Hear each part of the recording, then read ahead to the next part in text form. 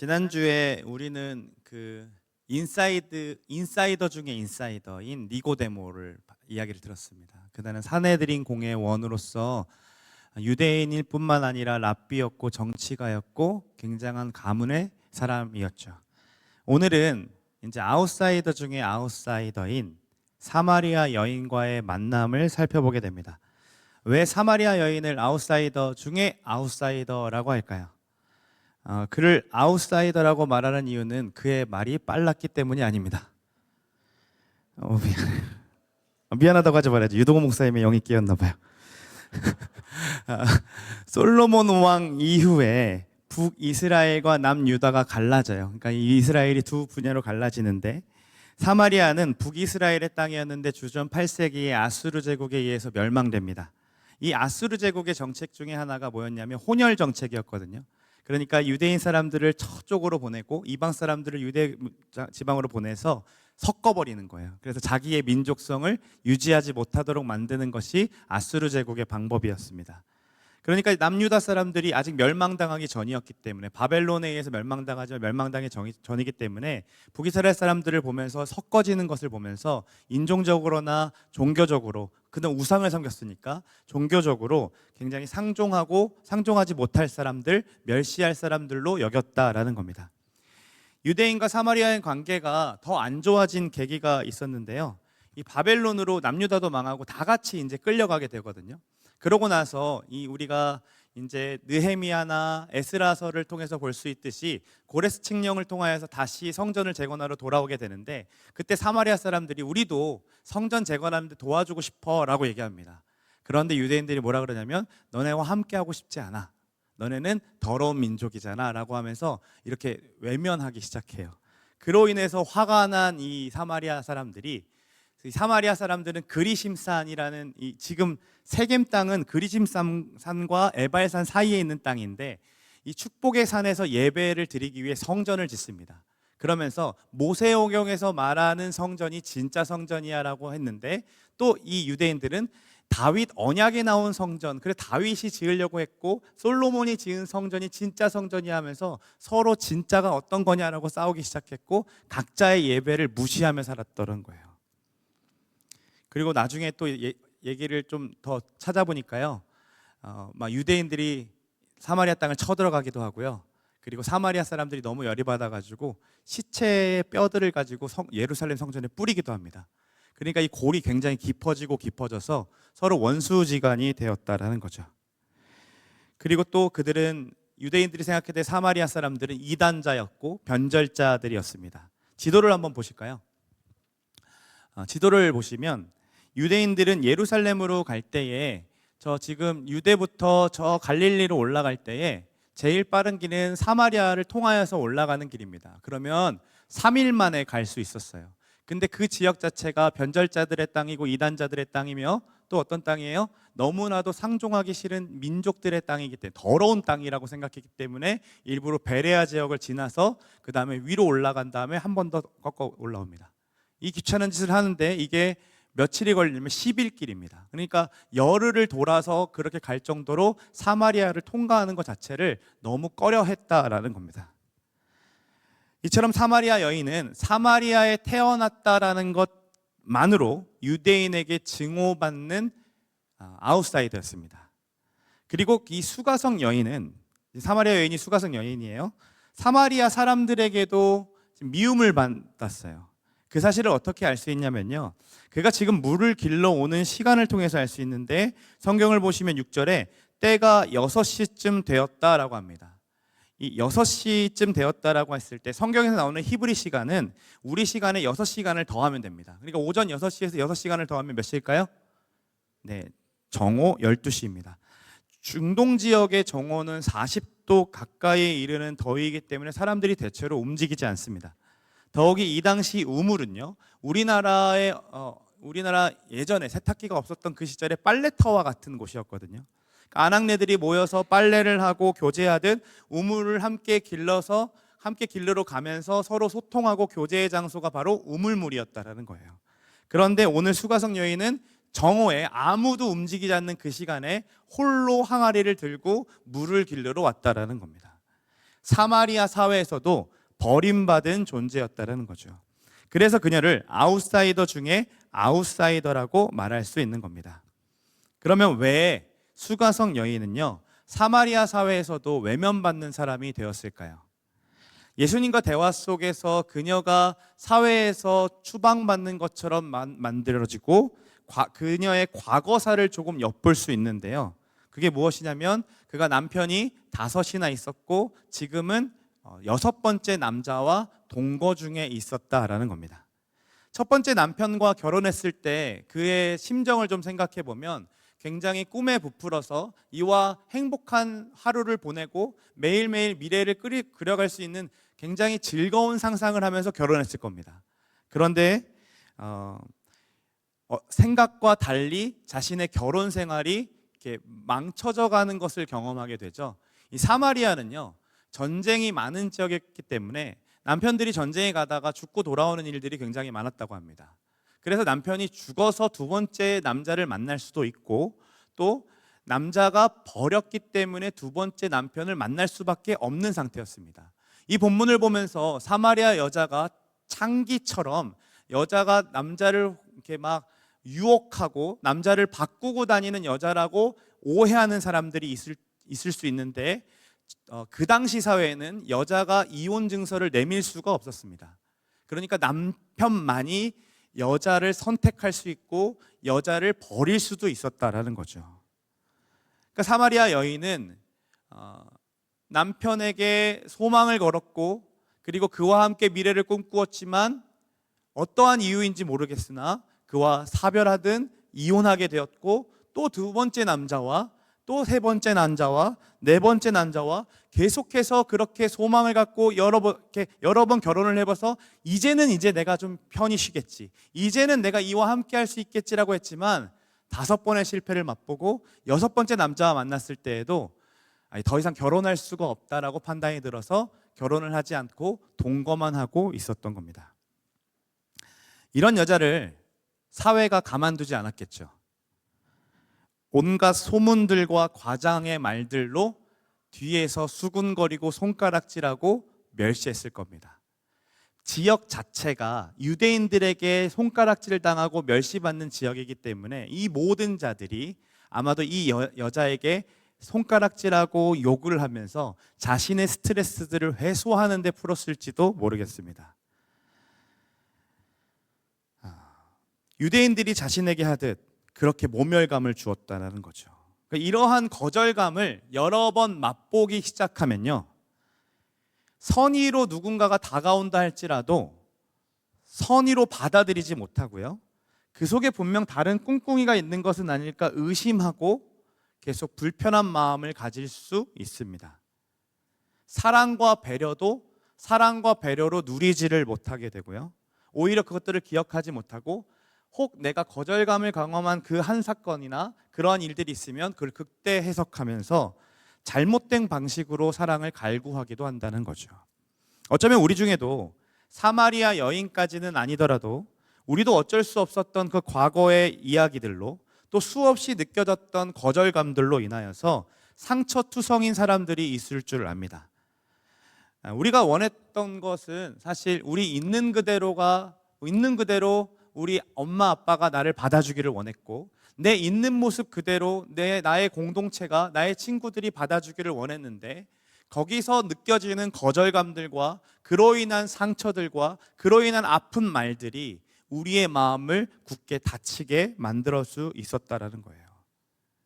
그러다 조금 나를 좋아해 주는 사람을 만나게 되면 그 사람에게 온갖 마음을 품으면서 이야기를 하고 또 마음을 쏟았는데, 또 다른 사람에게 상처받고, 또 다시 돌아서 다른 사람에게 또 인정을 구하고, 또 그 사람에게 또 상처받고, 또 다른 무리에 가서 인정을 구하고, 또 다시 상처받고, 이러한 것들이 반복적으로 일어나기 시작하면 우리도 사마리아 여인처럼 마음의 그 어그러짐 때문에 상황과 환경 가운데 계속해서 시니컬하게 세상을 바라보고 말할 수밖에 없지 않았을까라는 생각을 듭니다. 사마리아 여인도 그랬죠. 예수님이 지금 뭐라고 하셨냐면 물 좀 줄래? 라고 했습니다. 그런데 뭐라고 합니까? 굉장히 냉소적으로 반응합니다. 사실 진짜 예수님과 말하기 싫었으면 물만 주고 말면 되잖아요. 그런데 사마리아 여인이 어떻게 하냐면 당신이 유대인의 남자이면서 사마리아인이고 여자인 나에게 물을 달라고요? 당신 자존심도 없습니까? 진짜 그렇습니까? 라고 하면서 완전히 예수님을 비꼬면서 조소하고 냉소적으로 얘기하고 있는 거예요. 지난주 밤에 찾아왔던 니고데모 이야기를 좀 다시 생각해 보면 니고데모는 예수님에게 호감을 갖고 있었죠. 그래서 찾아왔을 때 예수님 당신이 하시는 일들은 하나님이 하시지 않으면 할 수 없습니다라고 얘기했고 예수님을 칭찬했단 말이에요. 그런데 예수님 뭐라고 하셨어요? 너 다시 태어나야 돼. 이렇게 얘기하셨단 말이에요. 굉장히 직설적으로 얘기하셨죠. 그런데 지금 이 여인에게는 어떻게 반응하십니까? 적대심과 증오심과 조롱과 냉소로 여인이 반응하고 있는데 예수님이 어떻게 반응하시는지를 봐야 된다는 거예요. 저라면 이랬을 것 같아요. 내가 나를 모르네. 내가 얘랑 좀 대화를 좀 하고 싶어서 저 먼 길을 돌아왔는데 나를 이런 식으로 대한다고? 그래, 너는 틀려 먹었다. 그래, 물 안 먹어도 돼. 나 제자들 올 거야. 이런 생각하지 않겠어요? 자존심이 있으니까. 그런데 예수님이 어떻게 반응하시는지 10절 말씀을 같이 한번 읽어보겠습니다. 함께 있습니다. 예수님께서 그 여자에게 이렇게 대답하셨습니다. 당신이 하나님께서 주시는 선물이 무엇인지 또 내게 마실 것을 달라고 말하고 있는 사람이 누구인지 알았더라면 오히려 당신이 그 사람에게 구하였을 것이고 그러면 그가 당신에게 생명의 물을 주었을 것이요.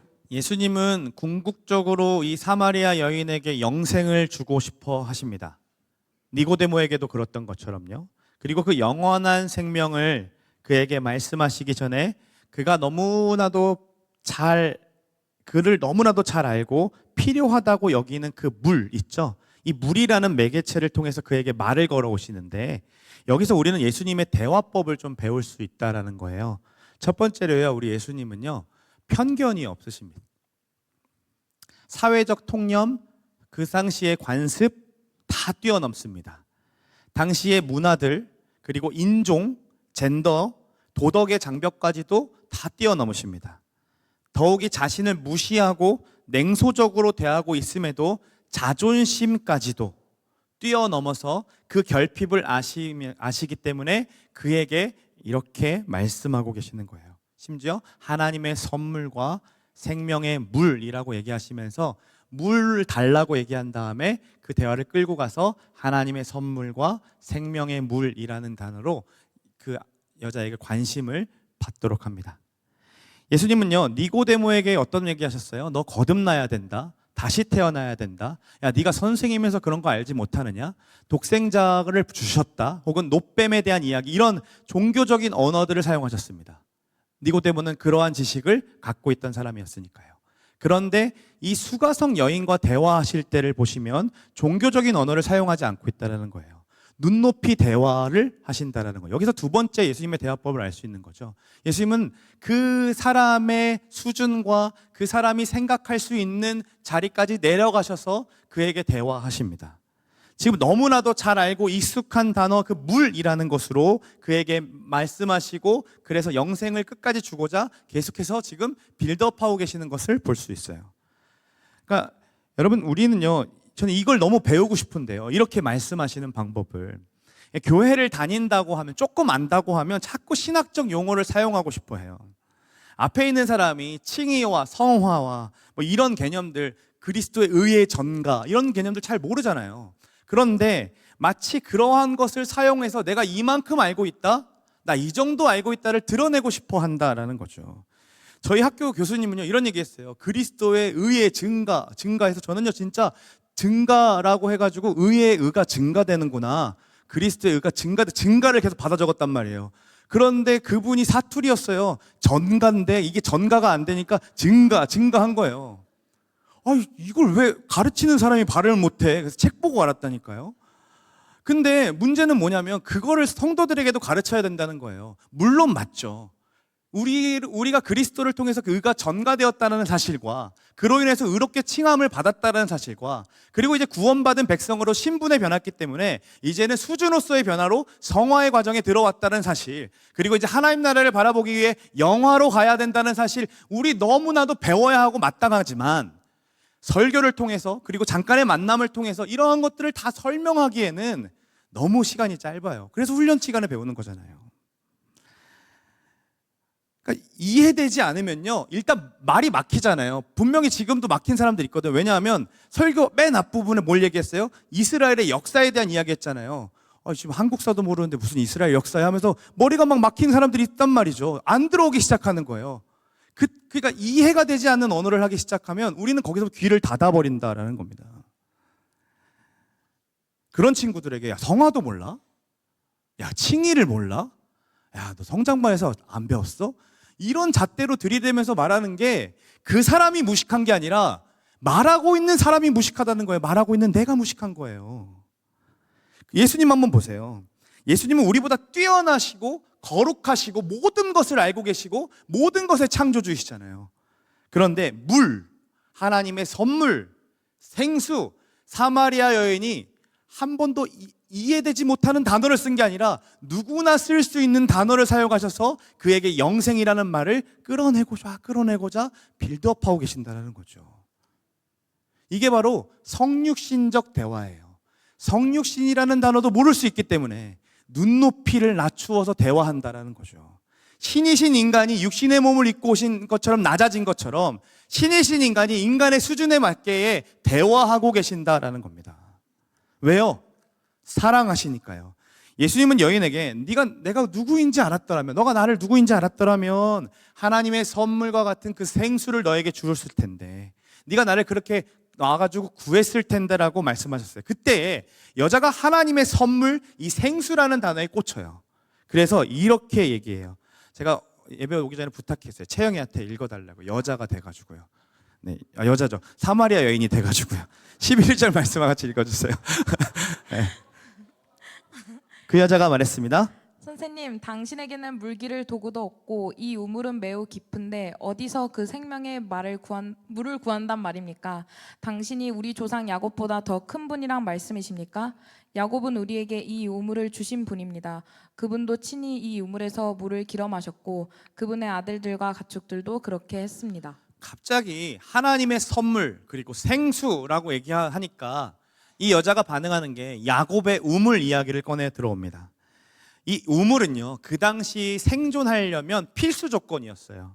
그러니까 우물이 없으면 우물이 있는 곳을 찾아 떠나야 됐고요. 우물을 차지하기 위해 싸움이 일어나는 장면을 이삭의 이야기를 통해서, 창세기 이삭의 이야기를 통해서 볼 수 있어요. 심지어 우물이 있기 때문에 그것이 번성케 되는 역사도 볼 수 있습니다. 그만큼 우물은 너무나도 중요한 거였고 자신들에게는 야곱이 이미 자신의 땅으로 남겨준 우물이 있다라는 거예요. 이건 너무나도 큰 선물이라는 거죠. 그런데 이것보다 더 좋은 우물 당신이 갖고 있습니까? 당신 정말로 야곱보다 더 큰 사람이라는 거예요? 아, 당신 우물 파기 전문가입니까? 이런 식으로 물어보고 있는 거죠. 그런데요, 니고데모와 마찬가지로 지금 수가성 여인은요, 영적인 대화를 하고 싶어 하시는 예수님 앞에 육적으로 반응할 수밖에 없잖아요. 왜냐하면 영적으로 해갈돼 본 적이 없는 거예요. 하나님의 선물을 육적인 것으로 받아들일 수밖에 없는 거죠. 니고데모도요, 니고데모와 같이 이 수가성 여인도 거듭나야 하는 사람이었고 영생이 너무나도 필요한 사람이었습니다. 예수님과의 만남이 너무 필요했던 사람이라는 거죠. 그런데 예수님은요, 니고데모와 다르게 대화를 이끌어 가십니다. 우리도 생각을 해보면 이 질문을 마음에 계속 품고 살거든요. 야곱보다 큽니까? 이런 마음 품고 삽니다. 예수님을 믿으면서도요, 더 나은 우물 정도로만 생각하지 예수님을 만나는 것이 우리의 영혼의 결핍을 해결할 수 있는 분, 영원히 해결할 수 있는 분으로 인식하고자 하지 않습니다. 그래서 우리는 올인하고 싶어 하지 않아요. 한 발짝 내 열심에 두고요, 내 계획과 내 생각과 내 판단에 두고요, 한 발짝만 예수님 앞에 살짝 둔다고요. 그래서 양쪽에 걸쳐서 조금이나마 내가 할 수 있는 것들은 내가 다 해보고 안 될 때 사용하는 보험처럼 사용하는 게 예수님의 선물이라고 얘기한다고요. 우리는 훈련받으면서도요, 예배를 하면서도요, 늘 이 질문을 품어요. 정말로 이 예배하는 일이 예수님을 믿는 일이 내 이력서 한 줄을 넣는 것보다 더 큽니까? 기쁜 소식이라고 말하는 복음이 정말로 내 인생에서 성공을 얻고 성취감을 얻는 것보다 더 기쁜 거 맞습니까? 예수님을 믿는 것이, 그분을 내 신랑으로 받아들이는 것이 내 남자친구와 내 여자친구로부터 얻는 사랑보다 더 만족감을 줄 수 있는 거 맞습니까? 아무도 알아주지 않는 이 예배에서의 행동이, 내 행동이 밖에서 지금 일해서 돈 버는 것보다 더 큰 것을 보장할 수 있습니까? 예수님 말씀에 순종하며 얻는 삶이 내 연봉을 올려준다는 그것보다 행복하다라고 말할 수 있습니까? 말도 안 돼. 믿고 싶지 않아요. 괜히 믿으면 그렇게 될까봐 내 연봉 더 떨어지고 고난 막 생기고 십자가 막 지고 가야 될 것 같으니까 그거 믿고 싶지 않은 거죠. 이게 우리 내면 속에 품고 있는 질문인 거예요. 당신이 정말로 야곱보다 큰 자입니까?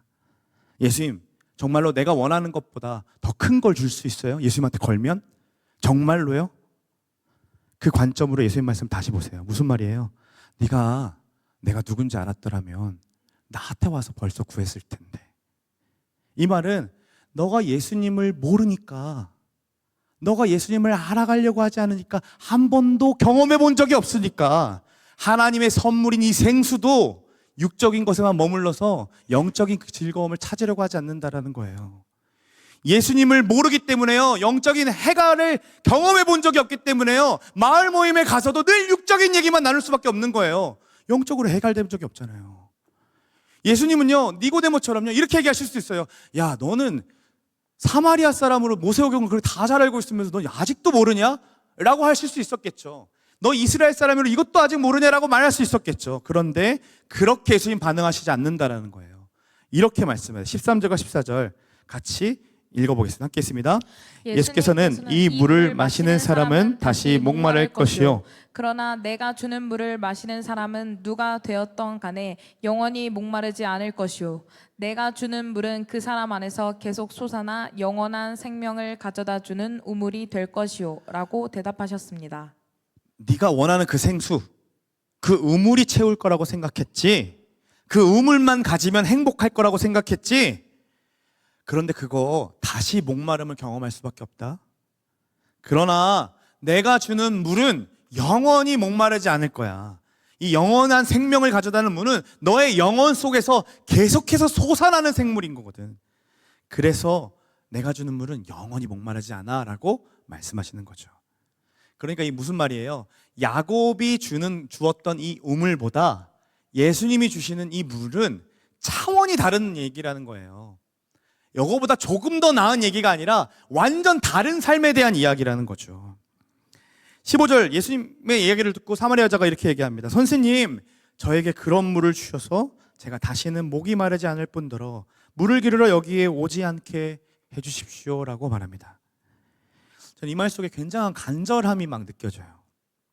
그리고 잘 보시면요, 예수님을 바라보는 관점이 바뀌었어요. 여러분 성경을 한번 쫙 보시면 아까 예수님한테는요, 당신은 유대인의 사람이면서 당신은 이라고 얘기하거든요. 그런데 지금 예수님의 하나님의 선물과 그 생수의 관점으로 이게 전환되기 시작하면서 예수님을 지금 뭐라고 부르기 시작해요? 주여, 선생님, 존칭을 취하기 시작합니다.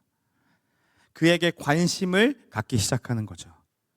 그러니까 정말로 선생님, 당신이 야곱보다 큰 분이라면 내게 그 물을 주실 수 있겠습니까? 내가 목이 마르지 않을 뿐더러 홀로 매번 이렇게 혼자 올 수밖에 없는 이 일 좀 그만할 수 있도록 좀 도와주시겠습니까? 라고 얘기합니다. 그 이야기를 듣고 예수님 뭐라고 말씀하시나요? 우리 같으면 찬스다라고 생각했겠죠. 이거 완전 찬스잖아요. 이제 너의 결핍, 나 왜 이렇게 힘들어요? 나 너무 이거 안 힘들고 싶은데 어떻게 해야 돼요? 라고 누군가가 묻는다면 여러분 뭐라고 얘기할래요? 교회가 그거 말고, 아니면 이렇게 얘기하지 않겠어요? 예수님 믿으면 돼. 예수님이 진짜 해결 존재야 라고 얘기하겠죠. 예수님도 그렇게 얘기할 수 있잖아요. 내가 해결할 수 있어. 내가 메시아야. 내가 너의 목마름을 해결할 수 있단다 라고 바로 얘기할 수 있는데요, 예수님 뭐라고 말씀하시냐면 남편을 데려와 라고 얘기하세요. 도대체 왜 그러셨을까요? 다른 사마리아 사람들처럼 그녀의 치부를 막 드러내가지고 상처 주기 위함이었을까요? 아니면 야, 너 진짜 말귀를 못 알아듣는구나. 너랑은 대화할 수가 없겠다. 남편이랑 얘기할게. 이런 거 아니겠죠. 우리는 잊지 말아야 돼요.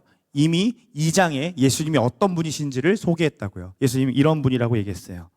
예수님은 모든 사람을 알고 계셨죠. 예수님은요, 사람들의 마음속에 무엇이 들어있는지를 알고 계셨다고 합니다.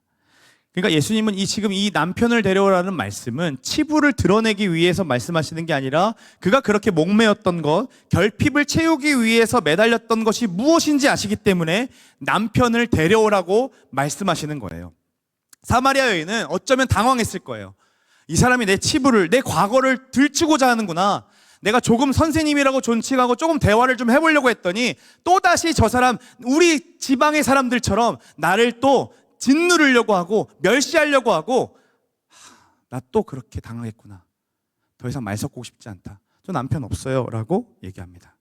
방어적으로 두려움에 그렇게 말하고 싶지 않는 것처럼 남편 없습니다 라고 얘기하는 거죠. 근데 17절과 18절 같이 한번 볼까요? 함께 읽어봅니다. 시작. 그 여자는 예수님께 저는 남편이 없습니다 라고 대답했습니다. 그러자 예수님께서 당신이 남편이 없다고 한 말은 맞는 말이요. 실제로 당신은 남편이 5명이나 있었고 지금 당신과 함께 사는 남자도 당신 남편이 아니요. 당신이 방금 전에 말한 것은 틀린 말이 아니었소 라고 말씀하셨습니다. 여러분, 남편이 없다라는 말에 예수님 어떻게 반응하시나요? 우리 같으면 너 남편이 있었잖아. 근데 왜 뭘 없다 그래? 해가지고 무한을 줄 수도 있고, 그러니까 네가 그런 죄인인 거야. 그러니까 너에게 예수님이 필요해 라고 얘기할 수도 있겠죠. 그런데 예수님이요, 전혀 무례하지 않으세요. 도리어 반복하면서 얘기하시는 말이 뭐냐면 네 말이 맞아. 그래, 맞아. 너가 오라 라고 얘기하신다고요. 이게 예수님의 3번째 대화 방법인데요. 네가 옳다라고 얘기해 주시는 거예요. 우리는 모두가 잘못하며 살아요. 이 결핍을 채우기 위해 무언가를 애쓰며 살죠. 누구는 성공하려고 살고요. 누구는 이 돈을 많이 벌어서 이걸 채우고 싶어 하고요. 누구는 이성 친구로부터 채우고 싶어 하는 마음들이 있을 수 있어요. 그래서 나도 이게 맞나 아닌가 계속 고민하다가 실패를 맛볼 때야 그때 예수님을 좀 찾기도 한답니다. 그런데 예수님 뭐라고 말씀하시면 거기에 정죄하지 않냐시고 네 말이 옳아 라고 말씀하시는 거예요. 그래, 그럴 수 있어 라는 말이죠. 남편으로 버림받아 상처받은 마음을 우리 예수님 아세요. 그래서 지금 살고 있는 6번째 남편과 같은 이 남자와도 또다시 상처받을까 봐 결혼하지 못하는 그 마음도 아시고요.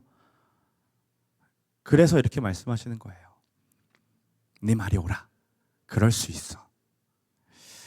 사랑하는 여러분, 우리의 인생도 예수님은 아십니다. 그동안 여러분들이 어떻게 살아왔는지, 어떻게 걸어왔는지 우리 예수님 정말로 다 알고 계세요. 또한 우리의 결핍을 채우기 위해서 우리가 그토록 원하고 바라던 6번째 남자가 무엇인지도 알고 계세요. 근데 예수님은요, 우리의 치부를 드러내시기 위해서가 아니라 진정 그 마음을 아시기에 위로하시고 알아주시기 위해 그 문제에 직면하도록 그 문제를 꺼내시는 거예요. 자꾸 죄라고 생각하면서 이렇게 맞서 싸우려고 하지 않고 직면하고 싶어 하지 않았던 문제를 다시 끄집어내셔서 너 이거 내가 다 알아. 괜찮아. 나에게 얘기해봐라고 지금 말씀하고 계신다는 거죠. 여러분, 우리는요, 실패를 겪거나 거절감을 당하거나 누군가로부터 상처를 받으면요, 좌절하고 무너져요. 그리고요, 여기에요, 우리는 왜 그럴까? 내가 왜 상처받을까? 내가 왜 이렇게 감정적으로 상할까? 이 문제에 직면하고 싶어 하지 않습니다. 그래서 어떻게 해요? 누군가를 가해자로 만들고 나는 늘 피해자인 것처럼 마음에 두고 싶어 해요. 왜요? 우리의 인생 속에 관계 속 문제가 늘 생기면 우리는 저 사람이 문제였고 이 사람이 문제였고 저 사람 때문이라고 얘기하고 싶잖아요. 왜 우리는 훈련받아도 좌절하지 않을까요? 그 사람이 훈련해서 그렇고요, 훈련 자리에 그 사람이 있어서 그래요 라고 얘기한다고요. 왜 우리는 늘 동일한 죄 때문에 멀어질까요? 내가 그 환경에 처해서 그렇고 그 상황 때문에 그래라고 하며 계속 손가락질하고 거기에 대해서 가해자로 여기면서 나는 피해자라고 얘기하고 싶은 게 우리라는 거죠.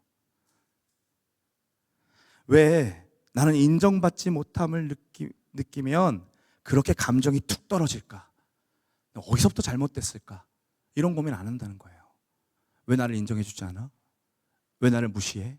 라고 생각하면서 그 사람을 비난하면서 내 안정감을 거기서 찾으려고 한다는 거예요.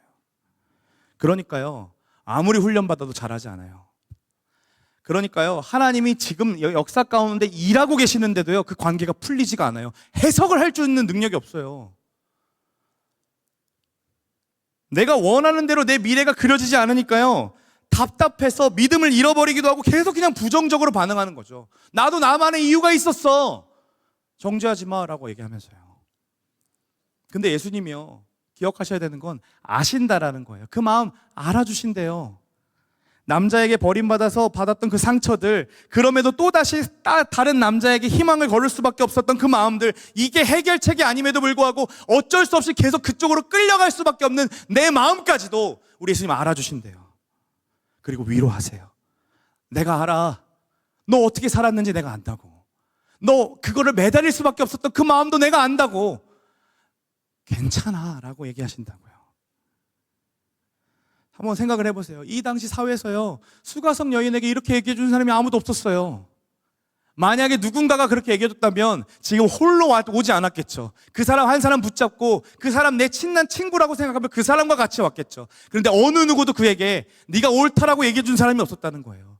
모두가 손가락질하며 저 여자 때문이야. 저 여자가 남편 잡아먹는 여자야. 저 여자 때문에 지금 난리 나는 거잖아. 제 6명째야 지금. 이렇게 계속해서 수군거림과 비판들이 나왔던 거예요. 그 마음속에 정말 내가 문제일까? 정말 무엇 때문일까? 방어적으로 계속 그렇게 만날 수밖에 없었던 거죠. 그런데 예수님 뭐라고 하시는 거예요? 네 말이 옳다. 맞다. 너 남편다운 남편이 없었다. 이렇게 얘기하시는 거예요. 이게 얼마나 위로가 돼요. 그래, 맞아. 너한테 5 남편이 있었는데 진짜 남편답지 않았어. 너가 그럴 수밖에 없었어. 이 말이 얼마나 위로가 돼요. 사랑하는 여러분, 우리는 늘 거절감을 경험하며 살 수밖에 없어요. 세상에 나아가 보세요. 지금 있는 직장에서 조그마한 다른 데로 옮겨보려고 하면 우리의 이력서가 이렇게 별 볼 일 없었나라는 생각을 듭니다. 그렇잖아요. 그래서 거기서 의기소침해지고요, 내가 정말 아무짝에도 쓸모없는 것처럼 느껴지는 순간들이 온다는 거예요. 대학을 들어갈 때 그랬고요, 직장을 옮길 때마다 우리는 거기에서 자존감이 푹푹 상해가지고 계속 그 거절감 때문에 상처받아서 내가 아무짝에도 쓸모없는 것처럼 느껴져서 계속 낙심하는 게 우리의 모습이에요.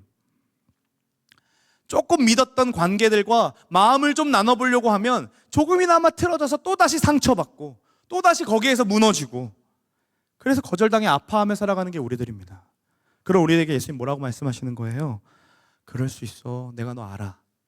라고 말씀하신다는 거예요. 모든 편견들, 모든 생각들 다 내려놓으시고 내 편이 되어주셔서 이렇게 말씀하신다는 거죠. 여자는요, 그 말을 듣고 예수님이 달리 보이기 시작합니다. 당신이라고 말하는 단어가 이제는 선생님이라고 얘기했고, 이제는 뭐라고 얘기하는지 보세요. 4장 19절이에요. 같이 읽어볼까요? 그 여자는 선생님, 제가 보기에 선생님께서는 예언자이십니다. 우리의 조상들은 이 산에서 예배하였으나 유대인들은 예배할 수 있는 유일한 장소는 예루살렘에 있다고 주장합니다. 라고 말했습니다. 여러분 보십시오. 지금 예언자로 인식하기 시작합니다. 그러면서 바로 예배에 대한 이야기를 갑자기 툭 꺼내버려요. 그러니까 자신을 거절하지 않으시고 자신의 과거를 다 아심에도 자신을 받아주시는 그 예수님을 영적인 능력이 있는 사람을 보는, 당신 신기 있네요, 이런 식으로 보기 시작하는 거예요. 내 과거를 다 안다고? 어떻게 이걸 다 맞췄지? 이렇게 그래서 영적으로 궁금했던 것을 지금 꺼내오기 시작합니다. 그게 바로 예배였어요. 예배를 드리면서 계속해서 궁금증이 있었거든요. 왜냐하면요, 예배를 드리는데요, 아무것도 느껴지지가 않는 거예요. 예배를 드리는데요, 어떤 은혜를 누리지를 못하는 거예요. 그래서 계속 생각했겠죠. 설마 유대인들의 말이 진짜면 어떡할까? 진짜 저기 예루살렘 그 예루살렘 성전에서 드리는 것만이 예배라면 우리가 지금 그리심산에서 드리는 예배는 잘못된 걸까? 그럼 내 예배는 아무짝에도 쓸모없는 소용없는 것일까? 라는 생각들 때문에 계속해서 불안감을 가져가 생각한 거죠. 이 모습 너무 우리와도 닮지 않았습니까? 수없이 우리 예배 드려 왔고요. 수없이 훈련 받아 왔고요. 수없이 봉사해 왔어요. 그런데요, 이 예배 안에서 은혜를 누리지 못하는 거예요. 그러다 보니까 우리 방황합니다. 이 자리에서도요, 예배에도 느껴지지가 않으니까 내가 지금 교회를 잘못 선택한 건 아닌가? 내가 이 자리에 있어야 되는 게 아닌데 다른 데 가야 되는 거 아닌가? 라고 생각하면서 계속해서 불안해하는 게 우리다라는 거예요. 내 삶에 아무 변화도 없고요. 내 육적인 상태, 내 암울한 환경, 내 삶에 어떤 좋은 것들을 주신다라고 생각해봤는데 이거 아무 변화가 없으니까 이거 아닌 것 같아. 잘못 받은 것 같아. 아니 DTS 하면은 뭐 선물 주신다고 했는데 나는 아무것도 없는데 뭐 누구는 뭘 받았고 누구는 뭘 받았다고 하는데 도대체 나는 뭐가 일어나는 거야? 나는 생각을 가지면서 이거 좀 잘못된 거 아닌가? 나는 여기에 안 맞는가 보다라는 생각이 들며 자꾸 옮겨지고 싶은 생각들을 한다는 거예요. 그러면서 묻는 거죠. 하나님, 여기가 맞습니까? 하나님이 여러분 나를 부르신 장소가 여기 맞습니까? 진짜라고 여기가 맞다면 왜 하나님 은혜 못 받는 겁니까? 진짜 내가 훈련까지 다 받아봤는데 왜 내 삶에 변화가 없습니까? 하나님, 내가 이렇게까지 예배 열심히 드리고 교사도 열심히 해봤는데 왜 내 삶에 아무 일도 일어나지 않습니까? 왜 내 삶은 목마름만 있습니까? 왜 이 죄를 끊을 수 없습니까? 왜 이 인정 욕구를 버릴 수 없습니까? 이렇게 갈급해하는 우리들을 위해 예수님이 이렇게 말씀하세요. 나를 믿어라. 이 산에서도 아니고 예루살렘에서도 아니고 아버지께 예배할 때가 오려나니 그러므로 참되게 예배하는 사람들이 영과 진리로 예배할 때가 올 것인데 그게 곧 이때라. 그리고 하나님께서는 이렇게 예배하는 사람들을 찾으신다. 하나님은 영이시기 때문에 하나님께 예배하는 사람을 반드시 영과 진리로 예배하는 거다. 이게 무슨 말입니까? 예배의 장소가 중요하지 않다는 거예요. 여러분, 예배의 장소가 중요하지 않다는 거예요. 해결할 수 있는 분, 영과 진리이신 그분을 만나는 게 중요하다는 거예요. 훈련이 어떤 훈련인 게 중요하지 않다는 거예요. 어떤 사람이 와서 어떤 사람이 설교하는 것이 중요하지 않다는 거예요. 내가 영과 진리이신 예수님을 만나는 게 중요하다는 거예요. 누구와 훈련받는 것도 중요하지 않는 거예요. 내가 예수님을 만나는 게 더 중요하다는 거예요. 그게 본질이라고 얘기하고 계시는 거죠. 예수님이 남편의 이야기에서 예배의 이야기로 가도 상관없었던 이유는 바로 여기에 있어요. 그의 갈증은요, 잘못된 남편을 만나서 겪은 이야기가 아니라 내가 이 갈증에 해결하지 못하고 이 갈증이 계속해서 생기는 것은 내가 남편으로부터 충족받지 못했기 때문이 아니라 바로 예배 안에서 하나님 만나지 못했기 때문이다라고 말씀하고 계시는 거예요. 예수님을 만나지 못했기 때문에 그에게 계속해서 목마름이 있었다라고 얘기하는 거죠. 예수님과의 대화를 통해 자신의 문제를 직면하고 자신의 결핍이 무엇이 때문인 줄을 깨달았지만 이 생각을 해보니까요, 소생 가능성이 좀 없어 보이는 거예요. 이미 과거는 지나왔잖아요. 5 남자 만났고 지금 6번째 남자와 있는다 한들 내 인생 더 좋아질 것 같지 않고 이미 소문은 소문대로 났고, 그리고 예배의 장소가 어느 때라고 한들 지금 이때라고 한들 내가 알 수 있는 방법은 없으니 생각이 머릿속에서 생각하는 건 딱 하나밖에 없어요. 메시아가 오시면 그 일이 가능하다라고는 들었습니다. 하나님 나라가 온다면, 그분이 오시면, 그리스도라는 그분이 오시면 그거 가능한 거겠죠? 라고 묻습니다. 그분이 모든 것을 알려주시겠죠? 이게 무슨 말이에요? 내가 왜 이렇게 힘들어하는지, 내가 왜 이렇게 힘든 인생을 살았는지 그분이 오시면 알려주시겠죠? 내가 왜 지금 이렇게 외롭게 사는지, 내가 왜 이렇게 소외감을 겪어야 하는지 나 지금 잘 모르겠는데 예수님 오시면 알려주시겠죠? 그분이 오시면 알 수 있을 거예요. 이렇게 소망하며 또 기대하지만 포기한 듯 던지는 말로 알려주실 거예요. 그때 예수님이 빌드업하고 계속해서 쌓아 올리셨던 것 가운데 마지막 한 방을 딱 얘기하세요. 뭐라고 얘기하십니까? 그가 바로 나다. 내가 바로 그다. 라고 얘기하십니다. 이 내가 그다. I am who I am 기억납니까, 여러분? 출애굽기 3장에 가면 모세가 하나님 누구십니까? 라고 얘기했을 때 I am who I am. 나는 나다. 나는 스스로 있는 자다 하면서 자신이 하나님 되심을 드러내시는 선포의 말이었어요. 그거를 헬라어로 바꾸면 에고 에이미라고 하는데 그 에고 에이미를 지금 여기서 사용하세요. 그러니까 지금 예수님은 사마리아 여인을 만나시면서 무슨 얘기를 하시냐면 출애굽, 너희들이 잘 아는 그 출애굽에 모세에게 나타났던 그 하나님이 바로 너와 지금 얘기하고 있는 그리스도 바로 나다라고 얘기하시는 거라고요. 이 말씀이 선포되었을 때요, 주의 성령이 그에게 강력하게 임재하기 시작합니다. 그리고 당신에서 선생님으로, 선생님에서 선지자로 넘어서요, 이제는 정말로 메시아라고 고백하며 기뻐하기 시작해요. 그 예수님을 만난 자의 이야기가 바로 28절에 적혀 있습니다. 같이 한번 읽어볼까요? 함께 있습니다. 여자가 물동이를 버려두고 동네로 들어가서 사람들에게 이르되. 여러분, 그녀는 물동이를 버려둡니다. 자신이 그동안 의지했고 생명을 기르기 위해 꼭 필요했던 그 수단, 그거를 내려놓습니다. 더 이상 자신의 갈급함을 채우는 것이 물동이를 들고 사는 것으로 채워지지 않음을 인정했다라는 거죠. 그리고 자신을 수치스럽게 만들었던 그 공동체에게, 자신을 향해서 손가락질하고 수군거렸던 그 공동체에게 뛰어 들어가기 시작합니다. 보세요. 물동이를 버려두고 어디로 갑니까? 동네로 가자는 거예요. 이것이 예수님을 만난 자들의 반응입니다. 복음을 경험한 사람들의 반응입니다. 물론 그녀는 자신이 버렸던 물동이를 다시 찾으러 갔을 거예요. 그랬겠죠. 왜냐하면 매일매일의 삶 가운데 육적인 목마름을 채우기 위해서 물동이가 필요했으니까요. 그러나 요한은 이 물동이를 버려두고라는 단어를 탁 쓰면서 예수님과의 만남이 지금 현실적인 어떤 이 고민과 상황과 문제들을 내려놓을 수 있는, 초월적으로 극복할 수 있는 것이 바로 예수님 만남을 통해서 가능하다라는 얘기를 하며 핍박받고 있는 초대교인들에게 사마리아 여인의 이야기를 들려주면서 너희들도 그 물동이를 내려놓을 수 있다. 예수님 만남으로, 예수님과 인격적인 교제로 가능하다는 얘기를 지금 보세요. 2장부터 들려주고 있는 거예요. 2장부터 제자들 만났을 때도 인격적인 만남을 기억하라고 그 이야기를 들려주고요. 니고데모도 인격적으로 만나주시는 하나님을 기억하게 하고요. 그 다음 지금 요한복음 4장에 가서는 사마리아 여인을 인격적으로 만나신 하나님에 대한 이야기를 하고 있잖아요. 그걸 통해서 회복할 수 있고 그걸 통해서 더 나은 하나님의 나라를 바라볼 수 있다라고 지금 말씀하고 계시는 거죠. 여러분, 이게 무엇을 통해서 가능하다고 얘기하는 겁니까? 예배를 통해서 가능하다고 얘기하는 거예요. 물동이를 버려둔 채 뛰어간 여인처럼 우리도 예배를 통해 우리의 막혀있던 시각을 넘어서 눈을 들어 하나님을 바라볼 수 있게 만들고요, 우리가 지금 겪고 있는 상황과 현실을 뛰어넘어서 우리 하나님이 우리에게 주어주실 그 복음과 그 복음을 통해서 이루어질 하나님의 나라를 기대할 수 있게 만드신다니까요. 보이지 않지만 영으로 진리로 계시는 주님을 보게 하시는 거예요. 누가? 예배가 그 역할을 한다고요. 예배가 그 일을 한다고요.